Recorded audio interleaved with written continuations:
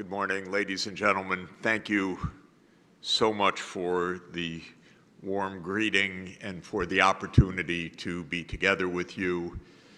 Thank you for the work that you do all over the world. Work with compassion and wisdom and technical expertise. This is exactly what the world needs. And we can feel, Sonia and I were just saying, this wonderful atmosphere and the wonderful people here. We can feel the compassion and your dedication, and it's very moving and very inspiring to be together with you. This has been quite a week with the Tang Prize and visiting here and at Shu-Te University and hearing all those nice things said about you. I just want the week to continue, if I might. But I want to thank you so warmly for such a gracious and wonderful week in Taiwan. There is no problem that we're facing that we cannot solve. In fact, it's rather absurd as well as tragic that we are still facing problems of extreme poverty in this world. As of today, the average income on the planet, averaged over the 8 billion inhabitants of the planet, is $13,000 per year. $13,000 is enough to live well, to not be in hunger, to have access to education and health care, water, safe water, sanitation, modern services, digital connectivity. In other words, the average income is enough to take care of everybody, and much more than enough to take care of everybody. The fact that we are in a world, however, in which billions of people are struggling, many are dying because of poverty, and we are fighting over resources is a matter of our mindset. It is not a matter of our physical or material reality or the lack of technological solutions. That's why it's so appropriate to be in a Buddhist setting, because all of the teaching of Buddhism is about mindset. It's the way we view the reality, not the reality itself, that leads to the suffering. The suffering can be escaped if we understand correctly our own attitudes and the nature of the world that we're in. So that is what I hope we can explore together this morning. How can we better use our knowledge, our technology, our vast wealth to end the suffering of material deprivation, of hunger, of lack of access to the most basic services, because this is absolutely feasible. The most important answer, of course, is that we redirect our attention, our activities, our resources to those needs.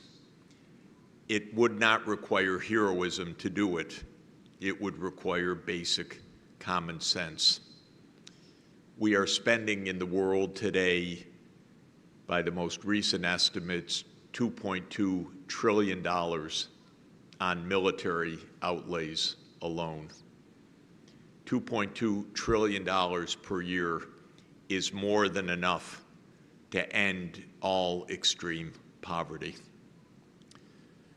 My country, the United States, shockingly, is 40% of that military spending. $1 trillion per year.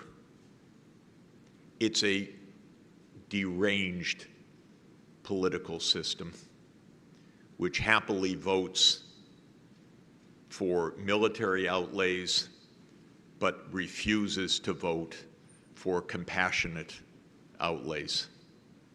And this is deeply embedded in our political system today.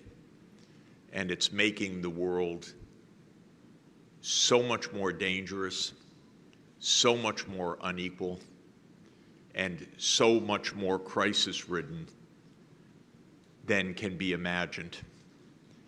And by the way, it does nothing for the American people.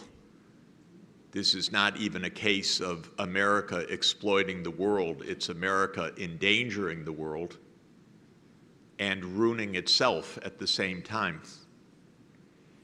Our life expectancy in the United States has declined now for the last 9 years. Our life expectancy now is 76 years, lower than in China, much lower than in Taiwan, 9 years behind Japan, and yet we are so rich that this is simply, again, a mindset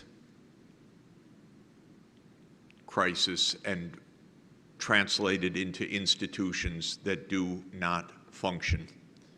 And in all of that, as our life expectancy has declined for the last 9 years, our Congress has done almost nothing except raise military spending. We call it military spending. I mean, we call it defense spending, but it's not defense at all. It's offensive spending.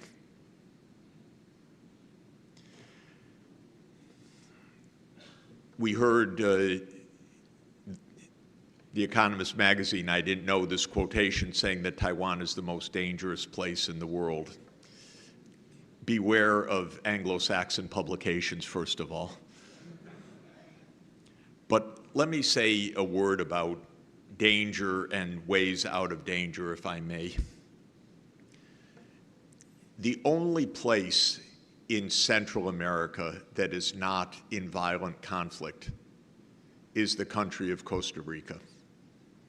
Costa Rica is extremely interesting because in 1948, Costa Rica unilaterally eliminated its military.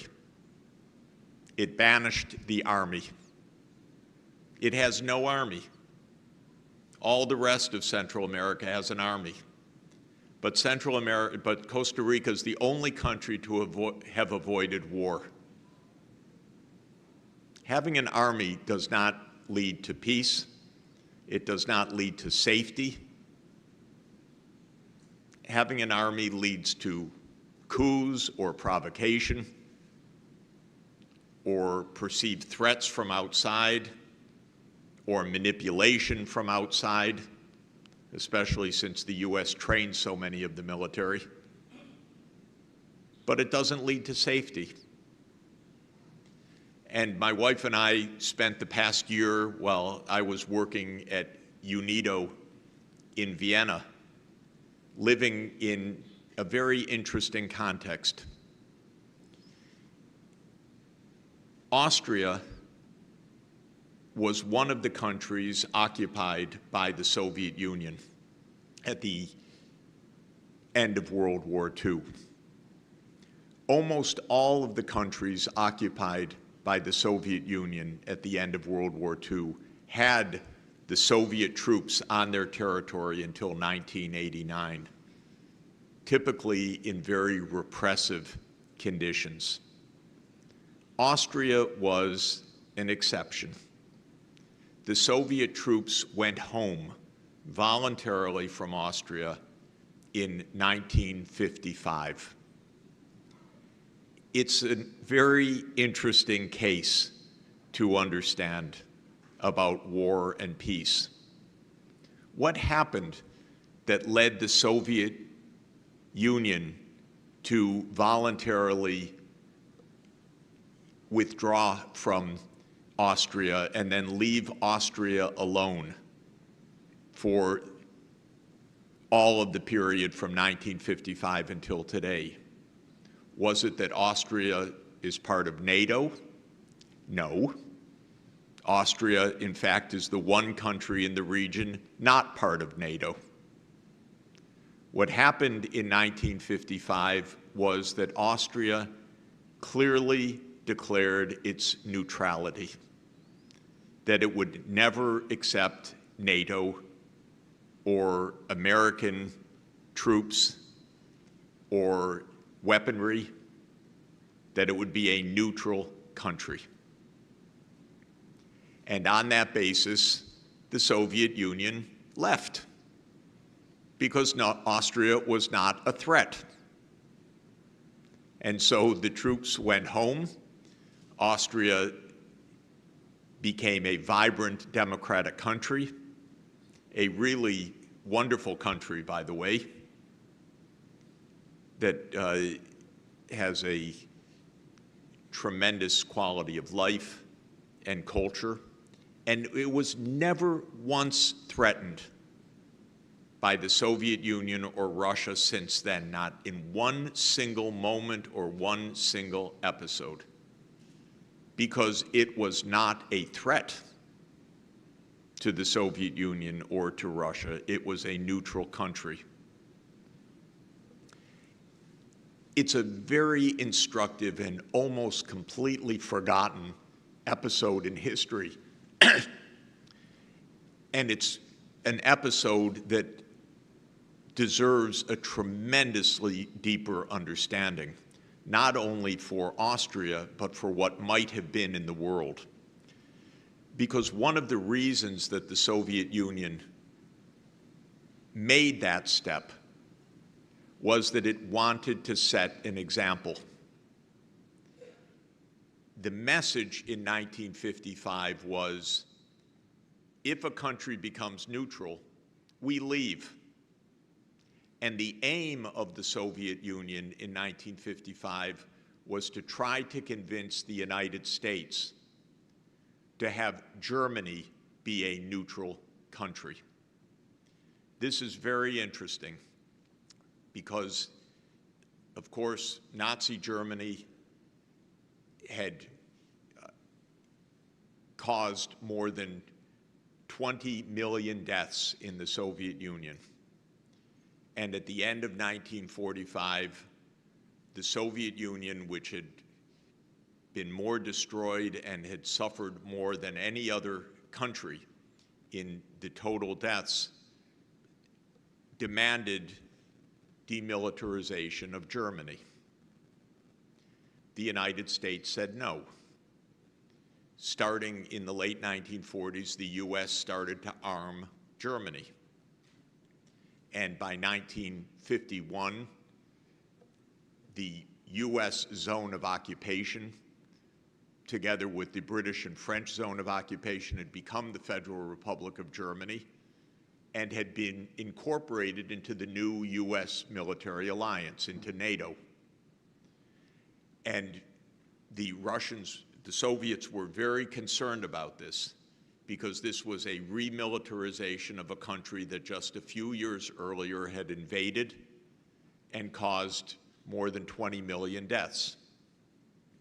And the Soviet Union was saying to the United States, we need a peace treaty. We need an agreement. We need to stop the remilitarization of Germany. And the US was saying, no, we are NATO. We're against you. We will defend against you.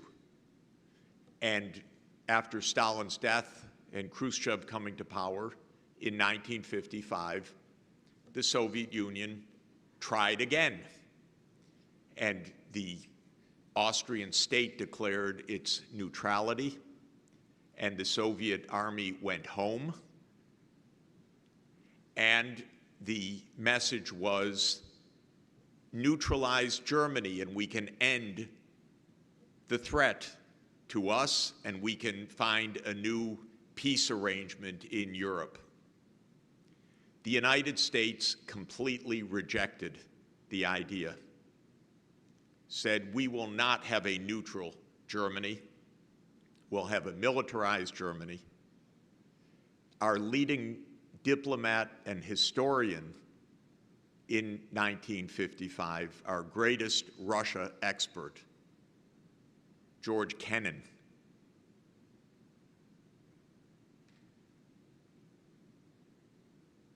argued vigorously, let us have a neutral Germany.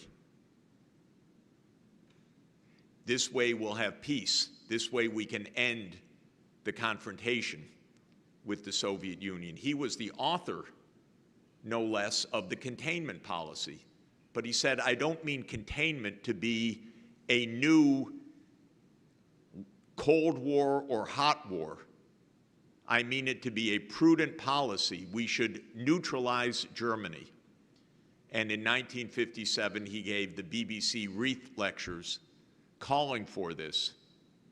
But he wasn't listened to. So we had a Cold War and an arms race and no peace, and nearly blew up the world in 1962, 61 years ago, because of a nuclear confrontation between the United States and the Soviet Union.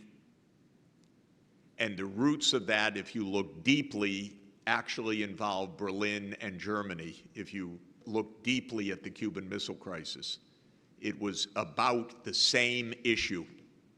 This is almost completely not understood, except by our finest historians. But it's not the way we tell the story at all. So the US gave up the chance for peace. Miraculously, the world survived. Then arose a very wise and peaceful and peace-seeking leader of the Soviet Union, Mikhail Gorbachev, who was truly a great man,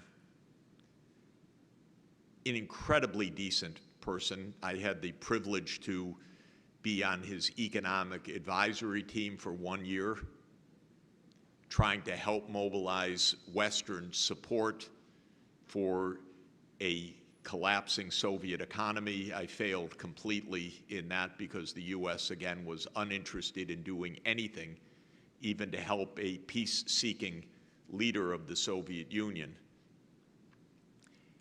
And as you know, Mr. Gorbachev, President Gorbachev, unilaterally disbanded the Warsaw Pact military alliance in 1990. And at that moment, the leaders of the United States and Germany promised Gorbachev, we will not take advantage of that by expanding NATO even 1 inch eastward in response to your action. Of course, Gorbachev fell the next year, in part because of the financial crisis that the Soviet Union was facing, that the United States refused to help. And as soon as the Soviet Union ended, the strategists in the Pentagon and the White House and the CIA immediately began to plan the expansion of NATO. And so again, the US turned down peace. It could not take yes for an answer.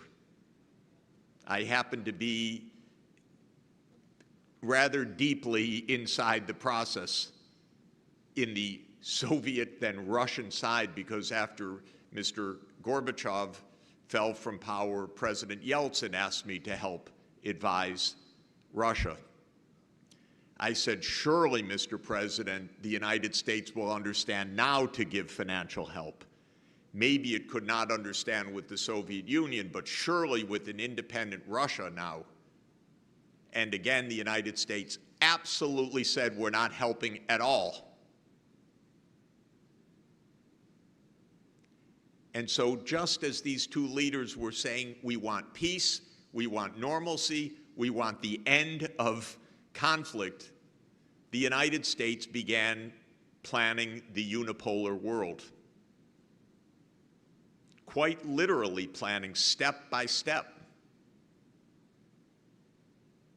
Even leaders in the Pentagon told one of the generals that I know rather well, Wesley Clark, that now the United States will launch several wars to overthrow Russian allied governments because we now know that Russia can do nothing in response.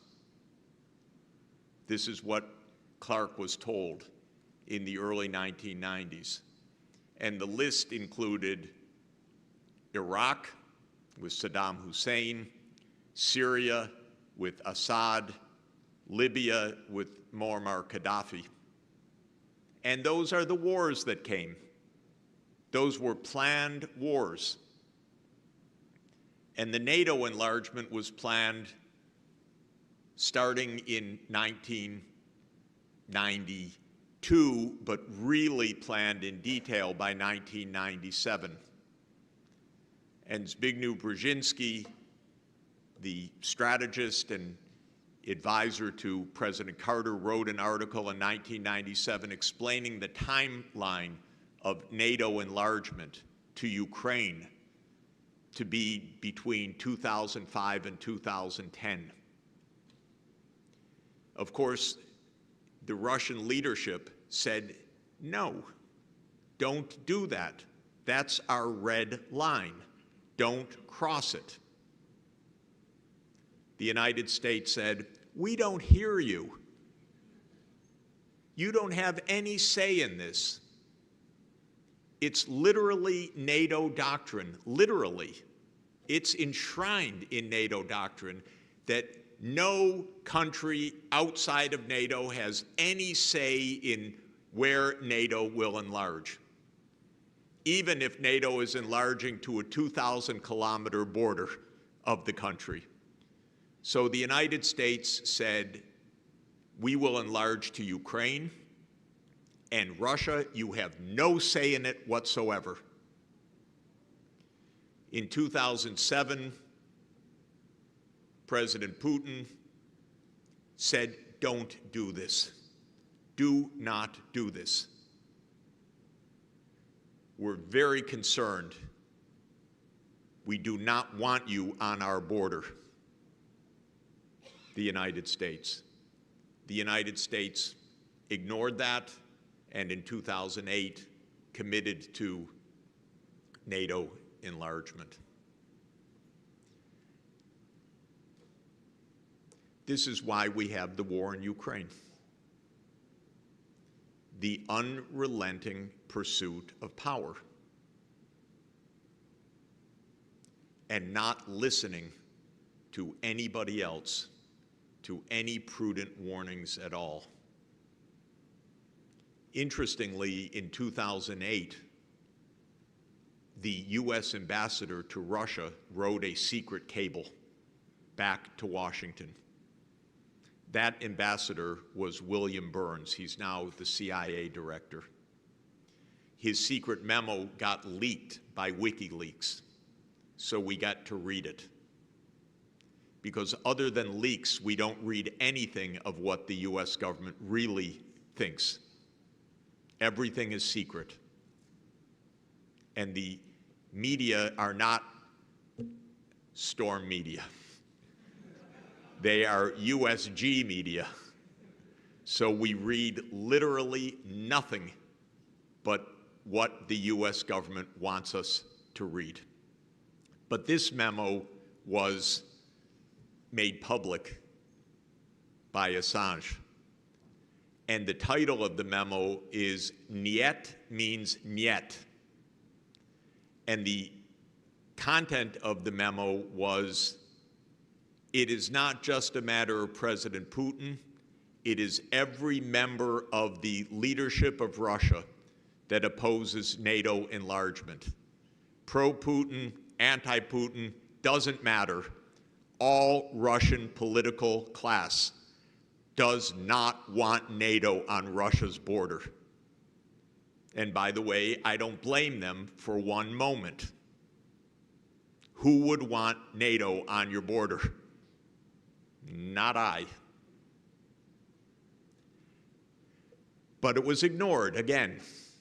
Kennan was ignored, Burns was ignored, Jack Matlock, our US ambassador to the Soviet Union, was ignored, William Perry, our Secretary of Defense, was ignored.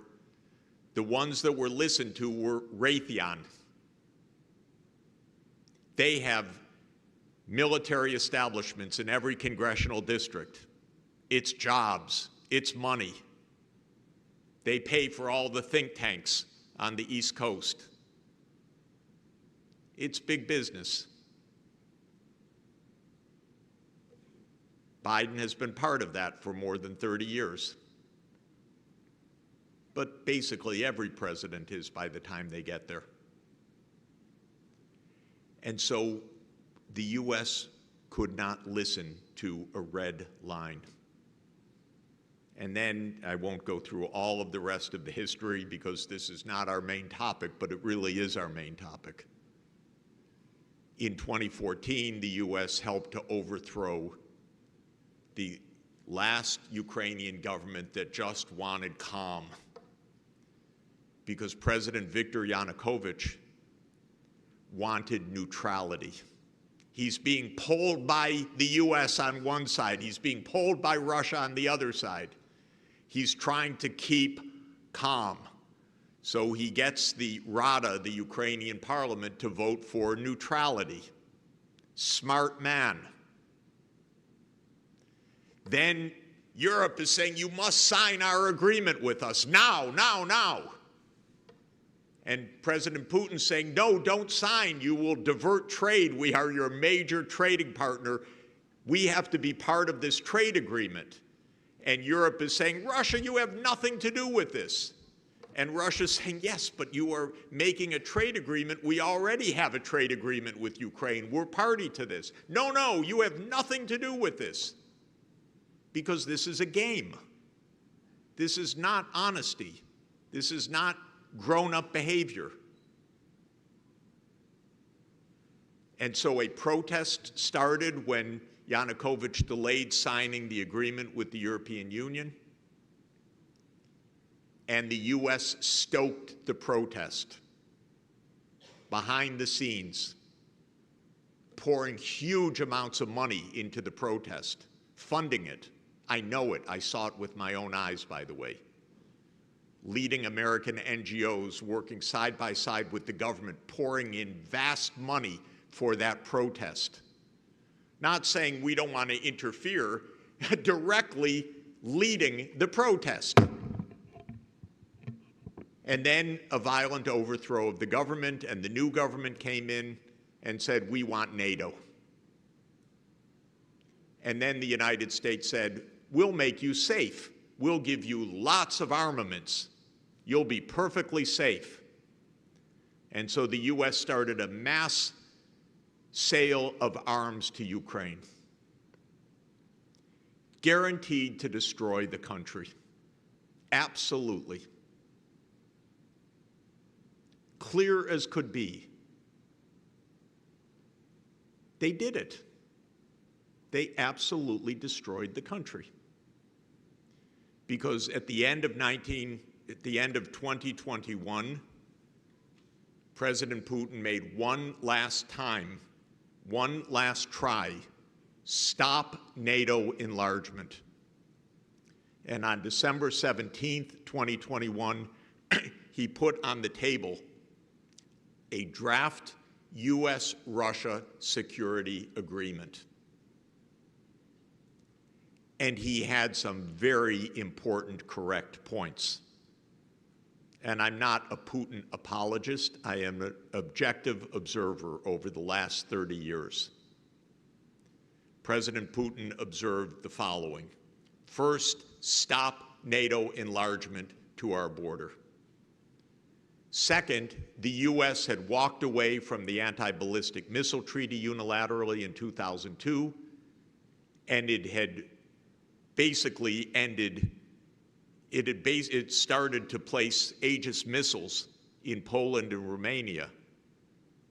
And Putin said, we don't even know what is in those silos, but it's a few minutes from Moscow. This is intolerable. You unilaterally left a treaty. Now we are vulnerable. The United States said, we don't negotiate with you. And in January 2022, the US gave a formal reply to Putin. And the formal reply is, NATO enlargement is none of your business. Literally, that is US policy. It's none of your business. Not that we will sit down and discuss, negotiate, try to understand your security concerns. It's none of your business. I actually called the White House on December 30th, 2021, and spoke to one of the top officials, not to the president, and begged them, negotiate, avoid a war. No, no, Jeffrey, we don't have to negotiate. It's not really about NATO, I was told. I said, if it's not about NATO, say that NATO won't enlarge. No, no, we can't do that. And on February 21st, 2022, Russia Security Council met. President Putin asked Foreign Minister Lavrov, give a report of the status of your discussions with the Americans. Lavrov responded that we have received a firm reply of no negotiation over NATO. We have tried, Mr. President, but we did not succeed. The U.S. will not engage in negotiations. And 3 days later, the special military operation took place. Since then, hundreds of thousands of Ukrainians are killed. 10 million have fled the country. The economic collapse is probably more than 50%. Ukraine is losing around 1,000 soldiers every day, killed or seriously wounded right now. This so-called offensive or counteroffensive is a death trap.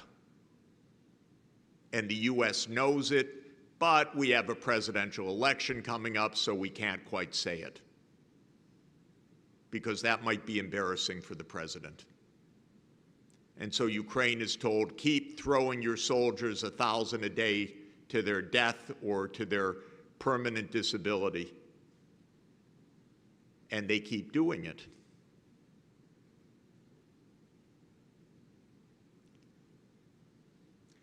That's why we don't have sustainable development.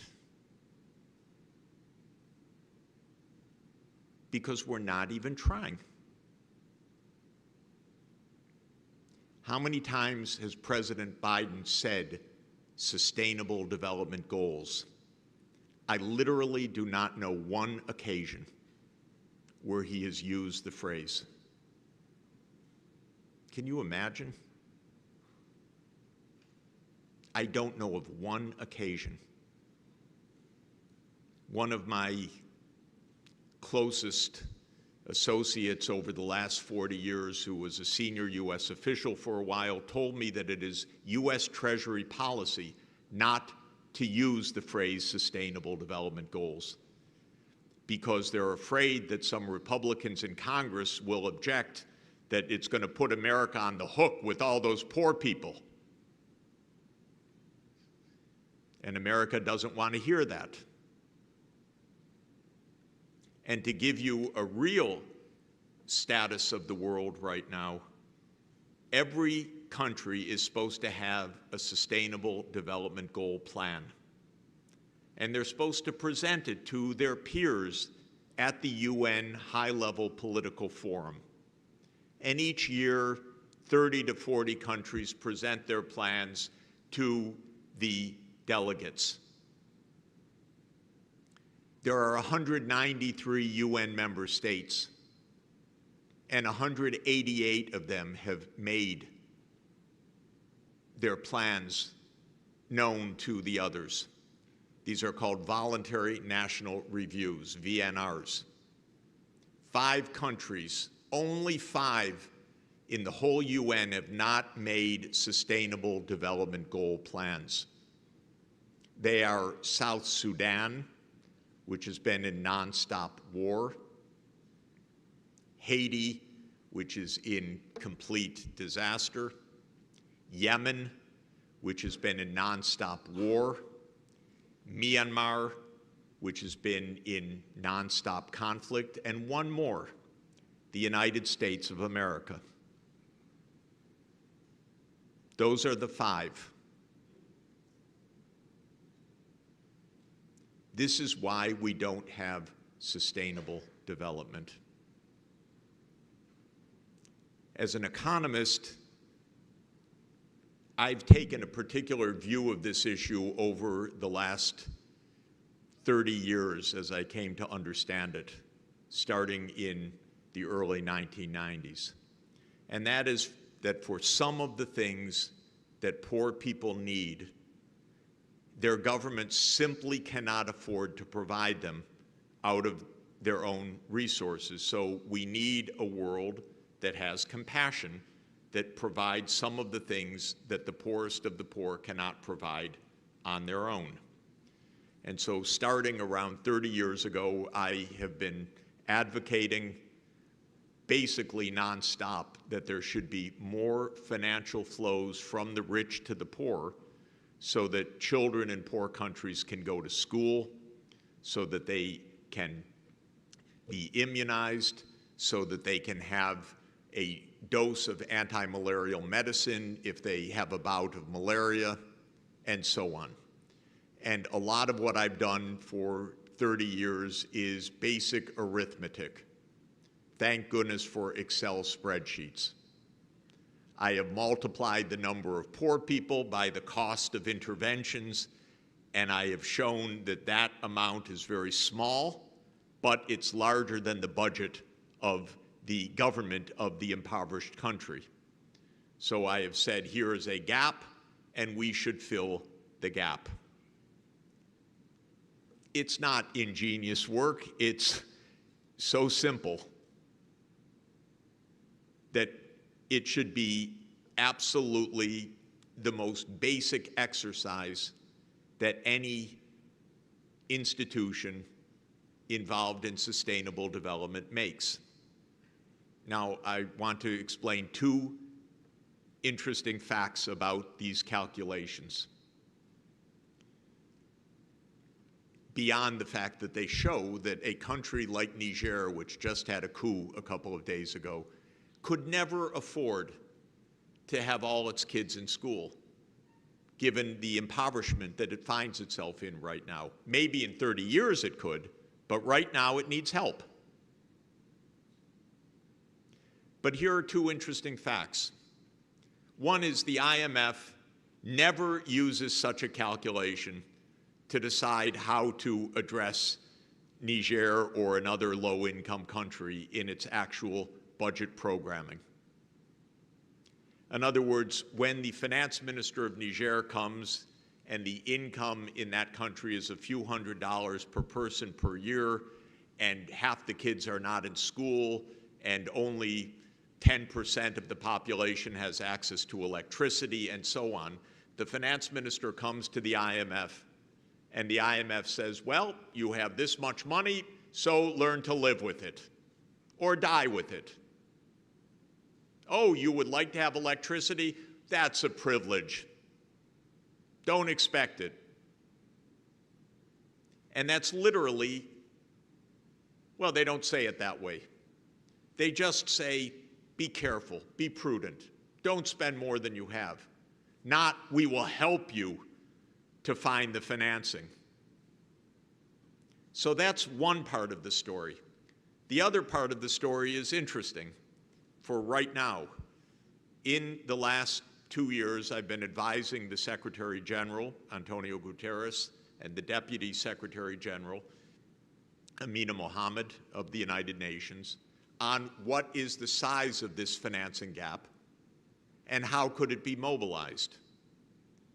And one basic part of the answer is the official banks that we established decades ago, like the African Development Bank, or the Inter-American Development Bank, or the Asian Development Bank, need to be operating at a much larger scale, because you have the needs and you have the current scale of operation, so these scales should be increased. And on that basis, Secretary General Guterres called for what we called an SDG stimulus, a financial stimulus to help close the gap of what is needed to be spent versus what is available for spending. Very straightforward. And it would involve the rich countries as a group putting in something like $100 billion a year. For the United States, $20 billion a year, for example. Now, we're a $25 trillion economy. So $20 billion is rounding error. It's not even noticeable. $250 billion is 1% of GDP. $25 billion is 0.1 of 1% of GDP. So this is 0.08 of 1% of GDP. You know what the United States just said last week? It said, we don't think it's timely to increase the capital of the multilateral development banks. Translation. The President of the United States does not want to say a word about this because maybe Congress would object and say you're wasting US taxpayer money on poor people. Maybe the rich would have to pay a little bit more in tax, but that's impossible because the rich finance the whole political system. And so the US says it's not timely. For who? For the people who don't have enough to eat today? For the child who's not in school today? Who's it not timely for? It's not timely for the American plutocracy. That's all.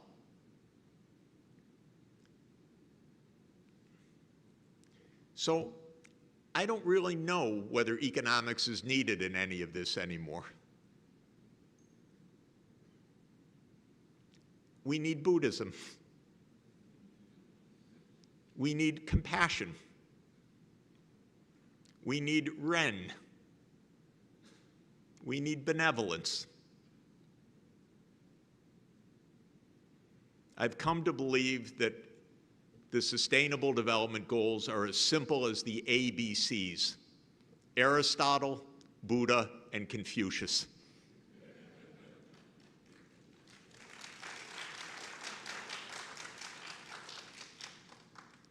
Aristotle, by the way, who's my favorite philosopher because I know him well, he is at the core of the glorious side of the Western philosophical tradition, had the basic idea of human beings, that human beings are a mix of animal instincts and higher rationality. And it is our purpose, our end, to think and to behave properly as rational human beings, including decently in our social order, in our political order. The Buddha, of course, and I'm here to learn from you, taught compassion as the basis of escaping the cycle of suffering. And Confucius taught virtue and cultivating virtue. And he taught that all people are brothers within the four C's, that this is one humanity and one world. If we abide by the ABCs, we will achieve sustainable development. Thank you very much.